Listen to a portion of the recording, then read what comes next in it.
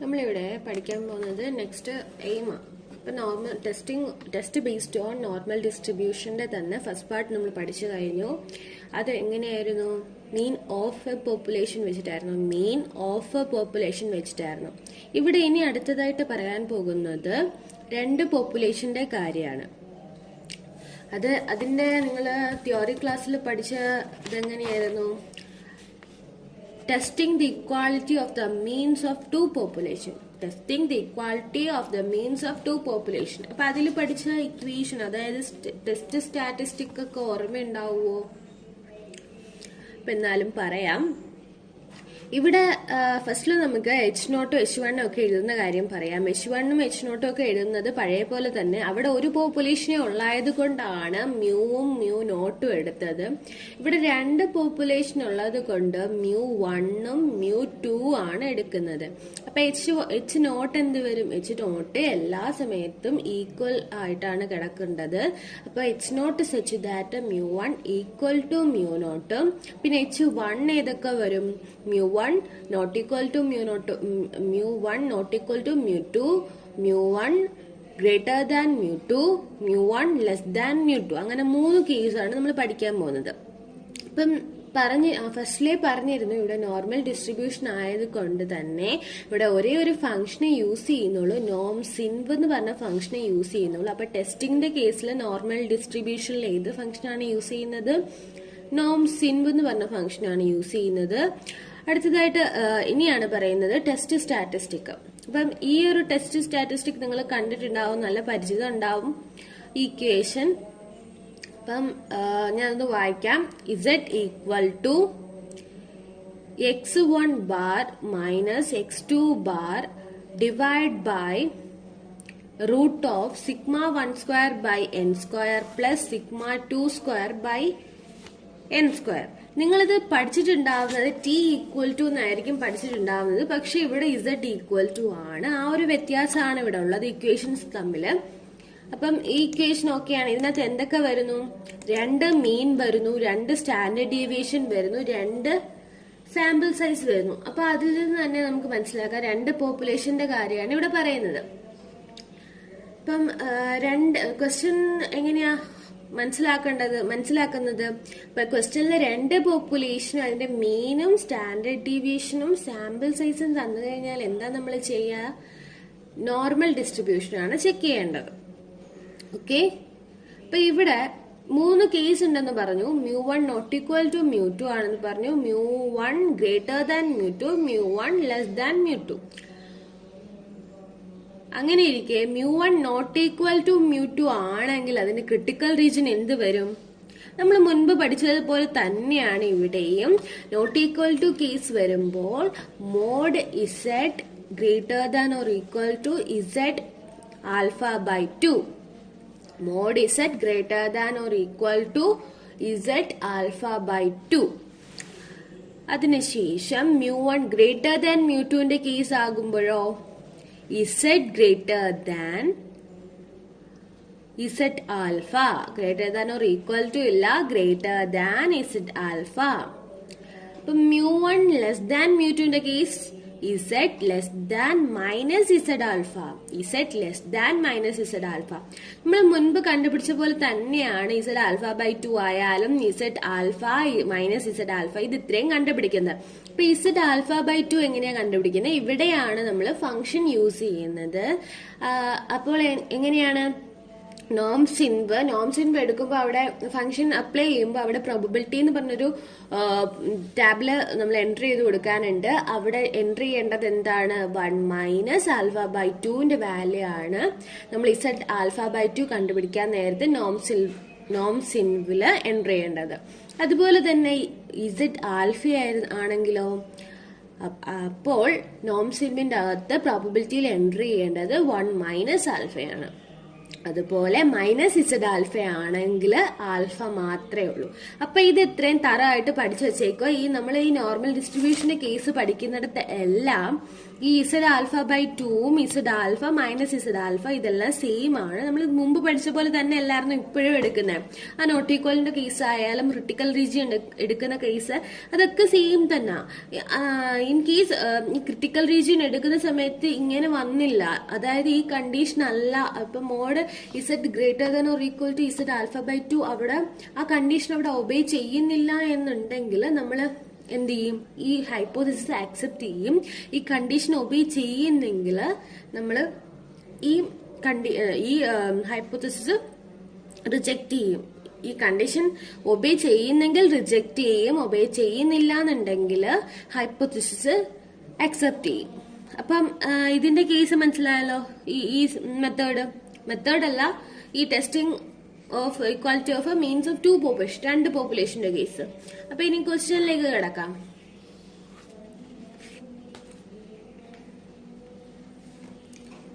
Question വായിക്കാം. In order to make a survey of buying habits, 2 market A and B are chosen at random from 2 different parts of a city. 400 women shoppers are chosen at random from market A. Their average weekly expenditure on food is found to be rupees 250 with a standard deviation of rupees 40. The figures are rupees 220 and rupees 55 respectively in market B, where 500 men shoppers are chosen at random. Test at a 1% level of significance whether the average weekly food expenditure in market A is more. അപ്പൊ ഇത് ഇത്ര lengthy question ആ, വായിച്ചു തരാനൊക്കെ ഇത്തിരി സമയം എടുക്കും. അപ്പൊ ഇവിടെ പറയുന്നത് എന്താന്ന് വെച്ചാൽ 2 മാർക്കറ്റ് ഉണ്ട്, അതായത് മാർക്കറ്റ് എയും മാർക്കറ്റ് ബിയും 2 മാർക്കറ്റ് ഉണ്ട്. ഇവിടുന്ന് ഫസ്റ്റ് എയിൽ നിന്നും 400 വുമൻ ഷോപ്പേഴ്സിനെ നമ്മൾ സെലക്ട് ചെയ്തു, റാൻഡം ആയിട്ട് സെലക്ട് ചെയ്തു. റാൻഡം ആയിട്ട് എടുക്കുമ്പോൾ എന്താണ് അവിടെ വരിക? സാമ്പിൾ സൈസ് ആണ് വരിക. അപ്പൊ ഇവിടുത്തെ ഫസ്റ്റ് സാമ്പിൾ സൈസ് 400 ആണ്. അപ്പൊ അവരുടെ മീനും സ്റ്റാൻഡേർഡ് ഡീവിയേഷനും ആണ് തന്നേക്കുന്നത്. ആവറേജ് വീക്ക്ലി എക്സ്പെൻഡിച്ചർ എന്ന് പറഞ്ഞേക്കുന്നത് അവരുടെ മീനും മറ്റേ സ്റ്റാൻഡേർഡ് ഡീവിയേഷൻ ഡയറക്റ്റ് പറഞ്ഞിട്ടുണ്ട്. അപ്പം 400 വുമൻ ഷോപ്പേഴ്സിനെ എടുത്തപ്പോൾ അവരുടെ മീൻ 250യും സ്റ്റാൻഡേർഡ് ഡീവിയേഷൻ 40 ആണ്. അതിനുശേഷം രണ്ടാമത്തെ സാമ്പിൾ അഥവാ രണ്ടാമത്തെ സാമ്പിൾ സൈസ് എത്രയാണ്? 500 ആണ്. അപ്പൊ അവിടെ എന്താ figures R rupees 220 and rupees 55 respectively in market B, where 500 women shoppers. അപ്പം ഇവിടുത്തെ സാമ്പിൾ സൈസ് എന്ന് പറഞ്ഞാൽ 500 ആണ്. അതുപോലെ തന്നെ മീൻ വരുമ്പോൾ 220യും സ്റ്റാൻഡേർഡ് ഡീവിയേഷൻ 55ഉം. അവരത് എടുത്ത് പറഞ്ഞിട്ടില്ല, അതിന് പകരം റെസ്പെക്റ്റീവ്ലി എന്ന് പറഞ്ഞിട്ടില്ല. റെസ്പെക്റ്റീവ്ലി എന്ന് പറഞ്ഞാല് മുമ്പ് കൊടുത്തേക്കുന്ന അതേ ഓർഡറിൽ തന്നെയാണ് ഇപ്പോഴും അവർ കൊടുത്തേക്കുന്നത്. എന്ന് വെച്ചാൽ ദ ഫിഗേഴ്സ് ആർ. അപ്പൊ ഫസ്റ്റ് ആദ്യം പറഞ്ഞേക്കുന്നത് എന്താ? മീനിന്റെ കാര്യവും രണ്ടാമത് പറഞ്ഞേക്കുന്നത് സ്റ്റാൻഡേർഡ് ഡീവിയേഷന്റെ കാര്യം. അതുപോലെ തന്നെ ഇവിടെയും മാർക്കറ്റ് ബിയിലും എന്നാ പറഞ്ഞേക്കുന്നത്. അപ്പൊ മാർക്കറ്റ് എന്റെയും ബിന്റെയും പോപ്പുലേഷന്റെ കാര്യമൊക്കെ നമുക്ക് ഓക്കെ ആയില്ലേ? എന്നെ കിട്ടി, മീൻ കിട്ടി, സ്റ്റാൻഡേർഡ് ഡീവിയേഷൻ കിട്ടിക്കഴിഞ്ഞു. അപ്പൊ ഇത് ഇത്രയാണ്. പിന്നെ അതിനുശേഷം നമുക്ക് ഇവിടെ ആൽഫയുടെ വാല്യൂ കൂടെ തന്നിട്ടുണ്ടോ ഇല്ലയോ എന്ന് നോക്കണം. ഇവിടെയാണെങ്കിൽ തന്നിട്ടുണ്ട്. Test at 1% level of significance ആ. ബട്ട് 1% ലെവൽ എന്ന് പറയുമ്പോൾ ആൽഫ എത്രയാ വരിക? 1/100. 1/100 എന്ന് പറയുമ്പോൾ എത്രയാണ്? 0.01 ആണ് ആൽഫയുടെ വാല്യൂ ഇവിടത്തെ. കാരണം ഇവിടെ ആൽഫ ഡയറക്റ്റ് തന്നിട്ടുണ്ട്, അപ്പൊ വേറെ ഇടാൻ പറ്റിയില്ല. എന്നിട്ട് നെക്സ്റ്റ് H1ന്റെ ആണ് കണ്ടുപിടിക്കാനുള്ളത്. അവിടെ എന്താ പറഞ്ഞേക്കുന്നത്? Test at 1% level of significance whether the average weekly food expenditure in market A is small. Market എയിലാണ് കൂടുതൽ എന്നാണ് നമുക്ക് ചെക്ക് ചെയ്യേണ്ടത്. എയിലാണോ കൂടുതൽ എന്നാണ് ചെക്ക് ചെയ്യേണ്ടത്. അപ്പൊ എയുടെ പോപ്പുലേഷൻ, ഫസ്റ്റ് പോപ്പുലേഷൻ അല്ലെ എയുടെ എടുത്തേക്കുന്നത്. അപ്പൊ μ1Aയും μ2Bയും ആയിട്ടാണ് നമ്മളിവിടെ കണക്ക് കൂട്ടാൻ പോകുന്നത്.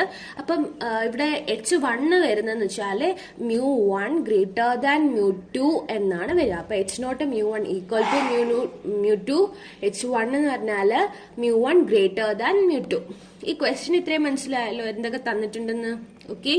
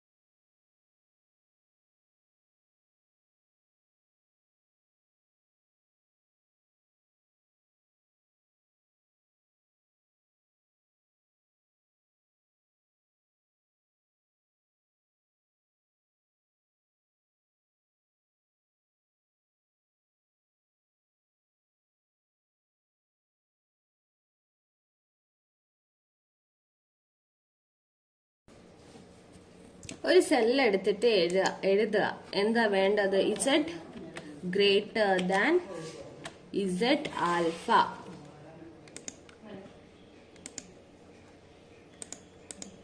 ഇസഡ് ആൽഫ എന്ന് എഴുതി. അത് കഴിഞ്ഞ് ഇത് ട്രൂ ആണോ അതോ ഈ കണ്ടീഷൻ ഇവിടെ ഹോൾഡ് ചെയ്യുന്നുണ്ടോ ഇല്ലയോ എന്നാണ് നമുക്ക് ഇവിടെ ചെക്ക് ചെയ്യാനുള്ളത്. ഒരു സെല്ല് സെലക്ട് ചെയ്യുക, ഈക്വൽ ടു അടിക്കുക, പിന്നെ ഇസഡിന്റെ വാല്യൂ സെലക്ട് ചെയ്ത് കൊടുക്കുക. ഇവിടെ ഗ്രേറ്റർ ദാൻ സൈൻ ആണ്, ഗ്രേറ്റർ ദാൻ സൈൻ ഇടുക, ഇസഡ് ആൽഫ ചെയ്യുക, സെലക്ട് ചെയ്ത് കൊടുക്കുക. എന്നിട്ട് എൻ്റർ അടിക്കുമ്പം ട്രൂ ആണ് വന്നത്. അപ്പൊ ഈ കണ്ടീഷൻ ഇവിടെ ഹോൾഡ് ചെയ്യുന്നുണ്ട്. അപ്പൊ ഇങ്ങനെ ഹോൾഡ് ചെയ്യുന്നുണ്ടെങ്കിൽ ഇവിടെ എന്താണ്? So we reject the hypothesis. എന്ത് ചെയ്തു? നമ്മൾ ഈ ഹൈപ്പോത്തസിസ് റിജക്ട് ചെയ്തു. അപ്പൊ so we reject the hypothesis. Conclusion എഴുതുക. So we reject the hypothesis.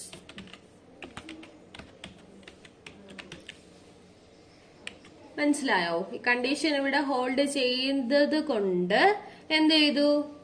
ഈ കണ്ടീഷൻ നമ്മൾ റിജക്ട് ചെയ്തു. ഓക്കെ, ഇത്രയാണ് ഇതിലുള്ളത്. അപ്പൊ ഇത്രയും മനസ്സിലായല്ലോ? സിമ്പിൾ അല്ലേ? ക്വസ്റ്റ്യനിൽ നിന്ന് വാല്യൂസ് കിട്ടിക്കഴിഞ്ഞാൽ ഇത്രയും ചെയ്ത് വരാനുള്ളത് സിമ്പിൾ ആണ്. Okay,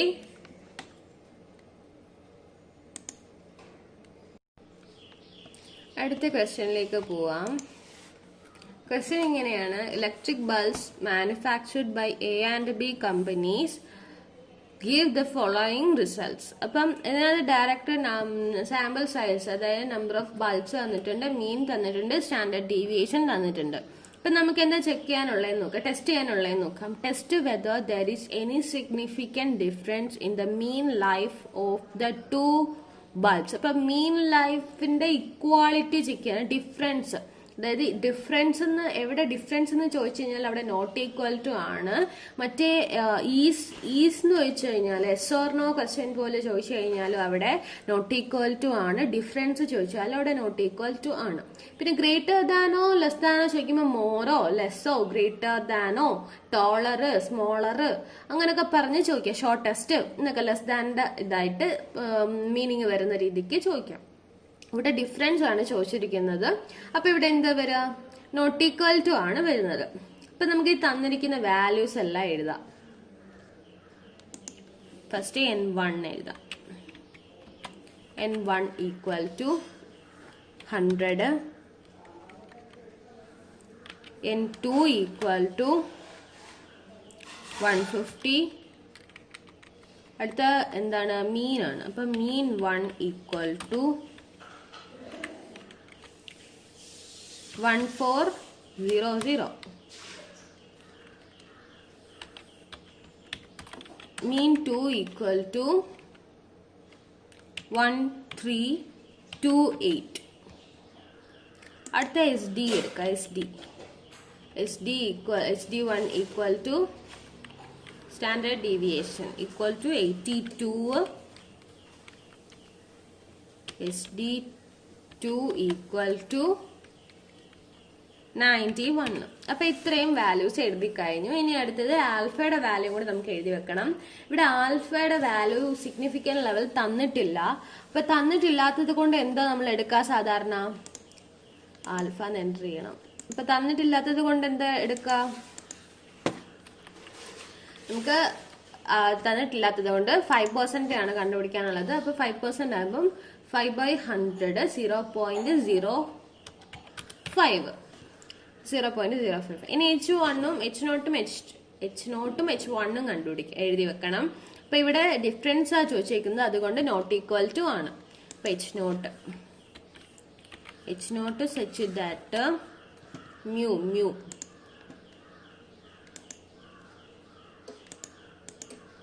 mu1 equal to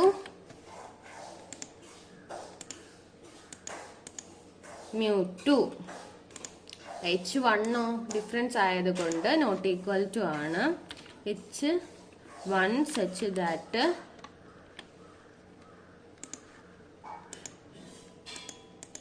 mu1 not equal to നമ്മൾ ഇവിടെ എടുത്ത നേരത്തെ യൂസ് ചെയ്ത ഇവിടെ കിടപ്പുണ്ട്. നോട്ട് ഈക്വൽ ടു ഇൻസേർട്ട്, അല്ലെങ്കിൽ എന്തിലാ പോവും? മാത്തമെറ്റിക്കൽ ഓപ്പറേറ്റേഴ്സിൽ പോയി എടുക്കണം. Not equal to mu2. mu ഉണ്ട് ഇൻസേർട്ട് ചെയ്യാം mu2. അപ്പോൾ ഹൈപ്പോത്തസിസും എഴുതി കഴിഞ്ഞു. mu1 equal to mu2, mu1 not equal to mu2. അതിനുശേഷം എന്താ കണ്ടുപിടിക്കാനുള്ളത്? ഇക്വേഷനിലേക്ക് പോവാം. ഇക്വേഷൻ എന്താണ്? z equal to x1 minus x2 by root of sigma 1 square by n1 plus sigma 2 square by n2. അപ്പോൾ ഇതിനകത്ത് നമുക്ക് റൂട്ട് കണ്ടുപിടിക്കാനുണ്ട്. അപ്പോൾ റൂട്ട് ഇക്വേഷനിൽ കണ്ടുപിടിക്കാൻ പറ്റാത്തത് കൊണ്ട് സെപ്പറേറ്റ് ഒന്ന് കണ്ടുപിടിക്കണം. അപ്പോൾ സെപ്പറേറ്റ് കണ്ടുപിടിക്കാൻ വേണ്ടി എന്തിന്റെ റൂട്ടാണ് നമുക്ക് വേണ്ടത്? Sigma 1 square by n1 plus sigma 2 square by n2ന്റെ റൂട്ടാണ് വേണ്ടത്. അപ്പോൾ ആ വാല്യൂ ഒന്ന് കണ്ടുപിടിക്കാം. അതായത് SD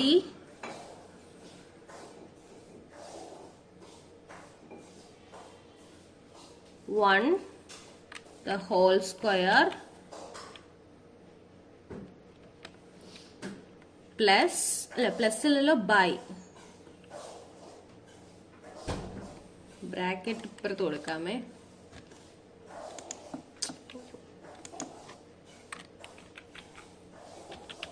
SD1 the whole square divide by n1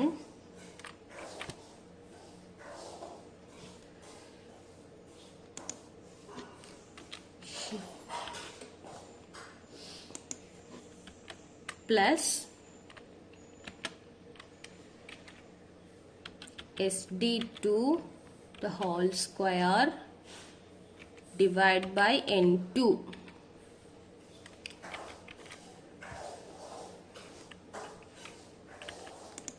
അപ്പോൾ ഇതിന്റെ വാല്യൂ കാൽക്കുലേറ്റ് ചെയ്യാം. സെല്ല് സെലക്ട് ചെയ്ത് ഈക്വൽ ടു അടിച്ചു.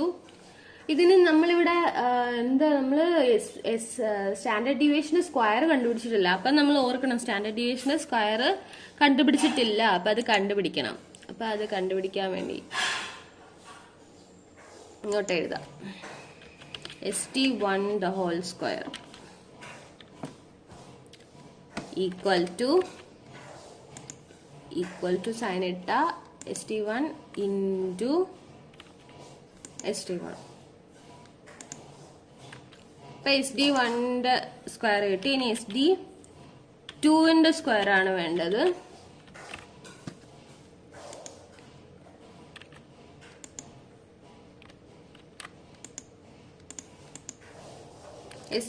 SD2ന്റെ സ്ക്വയറും കിട്ടി. ഇത് രണ്ടും കിട്ടി. ഇനി നമുക്ക് മറ്റേതിനകത്തോട്ട് പോവാം. ഇപ്പൊ ഈക്വൽ ടു അടിക്കുക. ഈക്വൽ ടു അടിച്ചിട്ട് പ്ലസ് രണ്ട് ടേം അല്ലേ, sigma 1 square divide by n1 sigma 2 square divide by n2.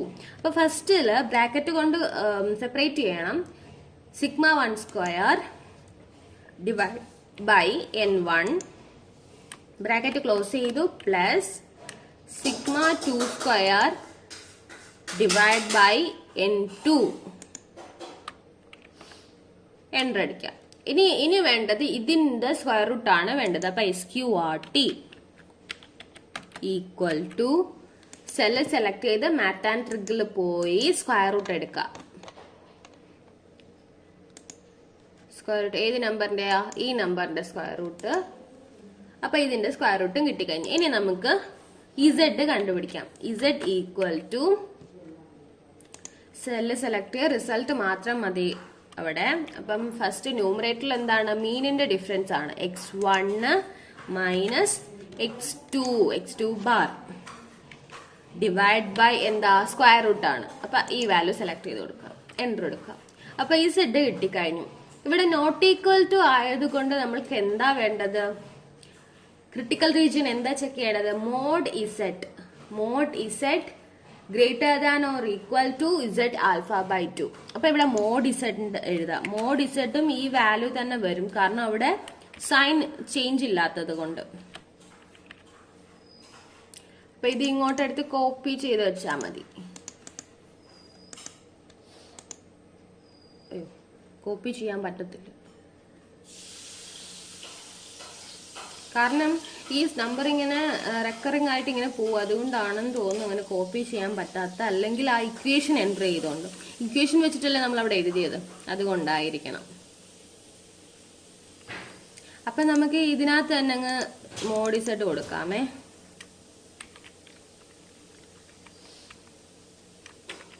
Mode Z.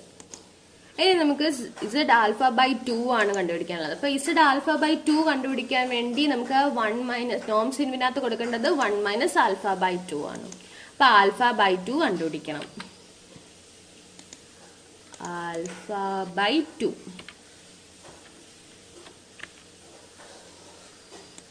ഇവിടെ equal to alpha divided by 2 എന്നടിക്കാം. ഇപ്പൊ 1 മൈനസ് ആൽഫ ഡിവൈഡ് ബൈ 2 വേണമെങ്കിൽ 1 മൈനസ് ആൽഫ ഡിവൈഡ് ബൈ 2 അടിച്ചിട്ട് cell select ചെയ്ത് equal to 1 minus മുകളിലത്തെ alpha by 2ന്റെ value equal അടിക്കുക. അപ്പൊ ഇതിന്റെ കിട്ടി. അപ്പൊ നമുക്ക് ഇവിടെ ഇസഡ് ആൽഫ ബൈ 2 എൻ്റർ ചെയ്യാം. ഇസഡ് ആൽഫ ബൈ 2 അതിനകത്ത് നോംസ് ഇൻ വരുന്ന ഫംഗ്ഷൻ ആണ്. ഫോർമുലാസിൽ പോവാം. മോ ഫംഗ്ഷൻ സ്റ്റാറ്റിസ്റ്റിക്കൽ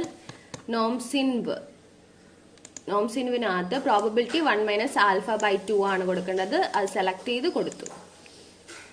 അപ്പം ഇസഡ് ആൽഫ ബൈ 2ഉം കിട്ടിക്കഴിഞ്ഞു നമുക്ക്. ഓക്കെ, മോഡ് ഇസഡും ഇസഡ് ആൽഫ ബൈ 2ഉം കിട്ടിക്കഴിഞ്ഞു. നമുക്കിവിടെ ക്രിട്ടിക്കൽ റീജിയൻ എന്താണ് വേണ്ടത്? Mod Z greater than or equal to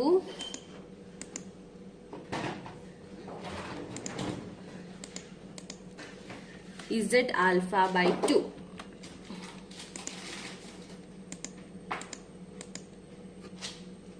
Z alpha by 2. അപ്പൊ ഈ കണ്ടീഷൻ ഇവിടെ ഹോൾഡ് ചെയ്യുന്നോ നോക്കാൻ ഒരു സെൽ എടുക്കുക, ഈക്വൽ ടു അടിക്കുക, മോഡ് ഇസഡിന്റെ വാല്യൂ സെലക്ട് ചെയ്യുക. ഇവിടെ ഈക്വൽ അല്ലല്ലോ, 6.50യും 1.95ഉം ഈക്വൽ അല്ലെന്ന് നമുക്ക് ഓൾറെഡി അറിയാം. അതുകൊണ്ട് ഗ്രേറ്റർ ദാൻ ആണോ അല്ലയോ എന്നാണ് ചെക്ക് ചെയ്യാനുള്ളത്. അപ്പൊ greater than Z alpha by 2ന്റെ വാല്യൂ സെലക്ട് ചെയ്യുക, എൻ്റർ അടിക്കുക. അപ്പൊ ഇത് ഇവിടെ എന്ത് ചെയ്യുന്നുണ്ട്? ഹോൾഡ് ചെയ്യുന്നുണ്ട്. ഈ കണ്ടീഷൻ ഇവിടെ ഹോൾഡ് ചെയ്യുന്നുണ്ട്. അതുകൊണ്ട് so we reject the hypothesis.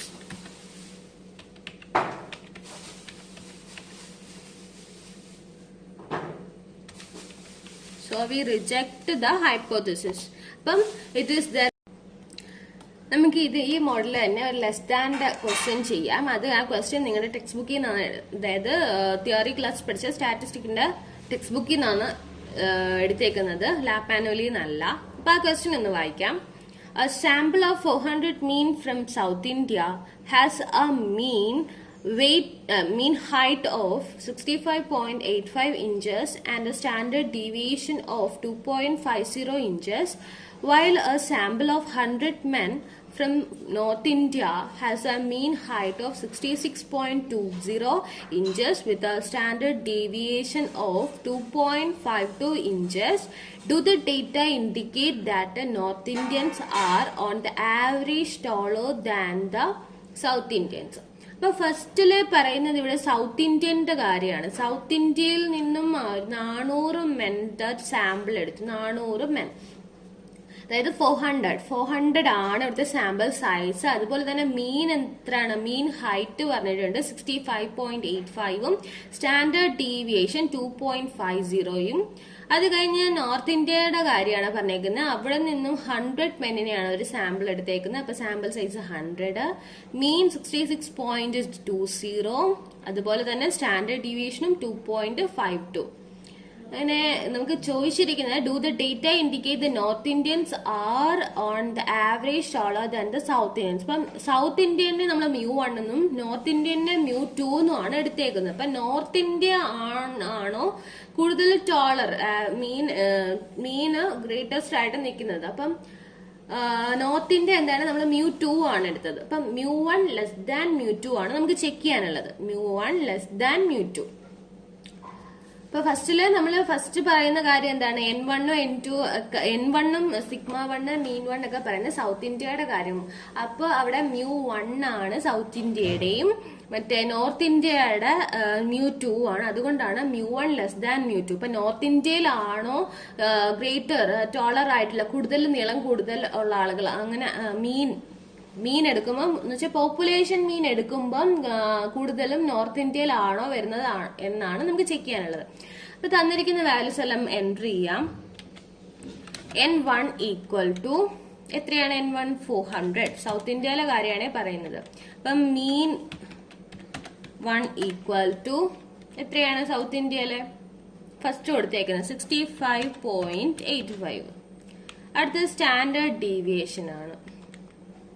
SD1 equal to 2.50. അപ്പൊ ഇനി നമുക്ക് നോർത്ത് ഇന്ത്യയിലെ കാര്യം എഴുതാം. N2 equal to 100. Mean 2 equal to 66.20. Standard deviation S2 equal to എത്രയാണ്? Standard deviation 2.52. അപ്പൊ ഇത്രയാണ് തന്നിരിക്കുന്നത്. എന്നിട്ട് ഇവിടെ ആൽഫയുടെ കാര്യം, അതായത് സിഗ്നിഫിക്കൻസ് ലെവലിന്റെ കാര്യം പറഞ്ഞിട്ടില്ല. അതുകൊണ്ട് നമ്മൾ സിഗ്നിഫിക്കൻസ് ലെവൽ ആൽഫ എന്തായിട്ട് എടുക്കും? 5% ആയിട്ട് എടുക്കും. 5% എടുക്കുമ്പോൾ എന്താണ്? 5/100 0.05. 0.05. H0 H1 നമുക്ക് എഴുതണം. H0 എന്താണ്?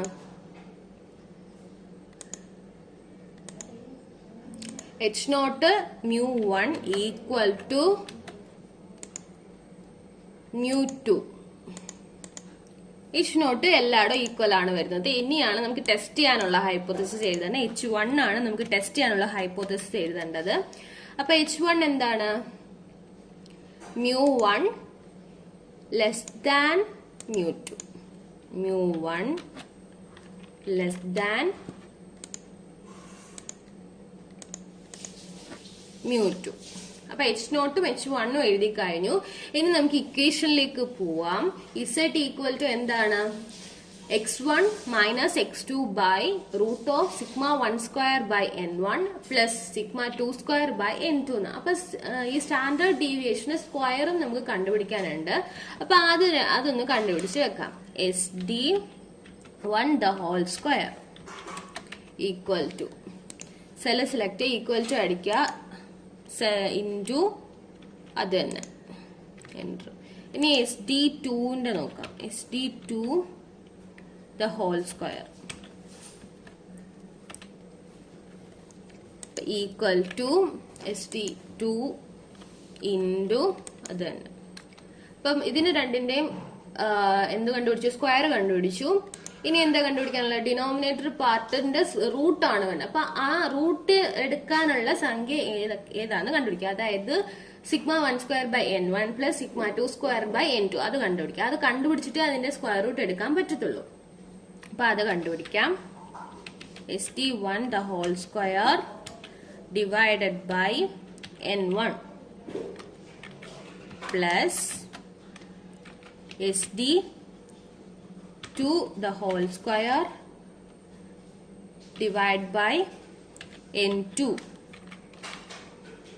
equal. അപ്പൊ ഈ വാല്യൂ നമുക്ക് കണ്ടുപിടിക്കാം. സെല് സെലക്ട് ചെയ്ത് ഈക്വൽ ടു കൊടുത്തു. അപ്പം പ്ലസ് വെച്ചിട്ടല്ലേ രണ്ട് ടേമിനെ സെപ്പറേറ്റ് ചെയ്യുന്നത്. അപ്പൊ ഫസ്റ്റില് σ1² ബൈ n1. അപ്പൊ σ1² എന്ത്? ഇതാണ് σ1² ഡിവൈഡ് ബൈ n1 ദാണ്ടെ ബ്രാക്കറ്റ് ക്ലോസ് ചെയ്തു പ്ലസ് അടുത്ത term σ2² divided by n2 enter കൊടുക്കുമ്പോഴത്തേക്ക് അതിന്റെ വാല്യൂ കിട്ടി. ഇനി ഇതിന്റെ റൂട്ട് ആണ് വേണ്ടത്. അപ്പൊ ഇതിന്റെ square root SQRT equal to ഫോർമുലാസിൽ പോവാ. മാത്ത് ആൻഡ് ട്രിഗ് SQRT എടുക്കുക. ഇതിന്റെ വാല്യൂ ആണ് നമുക്ക് റൂട്ട് വേണ്ടത്. ഓക്കെ എടുക്കും. അപ്പൊ നമുക്ക് അത് സ്ക്വയർ റൂട്ടും കിട്ടിക്കഴിഞ്ഞു. ഇനി നമുക്ക് ഡയറക്റ്റ് Z കണ്ടുപിടിക്കാൻ പറ്റും. Z ഈക്വൽ ടു എന്താണ്? Equal to mean. ഫസ്റ്റ് ന്യൂമറേറ്ററിന്റെ മീനിന്റെ ഡിഫറൻസാ. അപ്പം ബ്രാക്കറ്റ് കൊടുക്കുക. x1 bar minus x2 bar bracket close ചെയ്യുക. ഡിവൈഡ് ബൈ സ്ക്വയർ റൂട്ട് നമ്മൾ കണ്ടുപിടിച്ച് വെച്ചിട്ടുണ്ട്. അത് സെലക്ട് ചെയ്ത് കൊടുക്കുക. അപ്പൊ ഇത്രയേ ഉള്ളൂ. എൻ്റർ കൊടുക്കുമ്പോഴത്തേക്ക് നമുക്ക് എന്ത് കിട്ടി? ഇസഡിന്റെ വാല്യൂ കിട്ടി. അപ്പൊ ഇവിടെ ക്രിട്ടിക്കൽ റീജിയൻ നമുക്ക് എന്താണ് കണ്ടുപിടിക്കാനുള്ളത്? ലെസ് ദാന്റെ കേസ് ആയതുകൊണ്ട് Z less than minus Z ആൽഫയാണ് കണ്ടുപിടിക്കാനുള്ളത്. Z less than minus Z alpha. അപ്പൊ ഇസെഡ് മൈനസ് ഇസെഡ് ആൽഫയാണ് ഇനി കണ്ടുപിടിക്കാനുള്ളത്. എന്താണ്? Minus Z alpha. Minus Z alpha.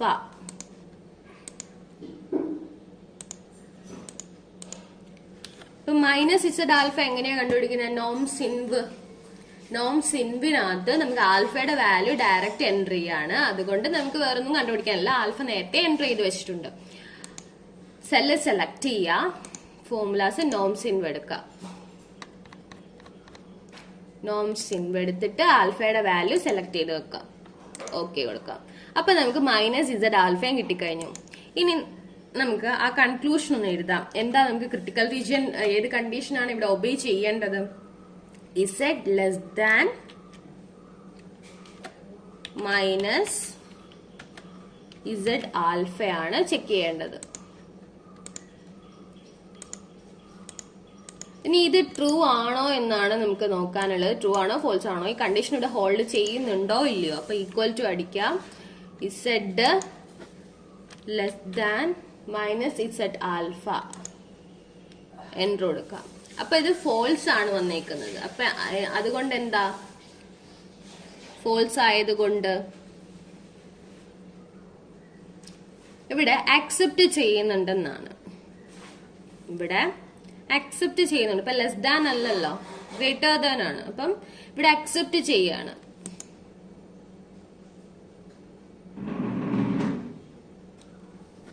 So we accept the hypothesis.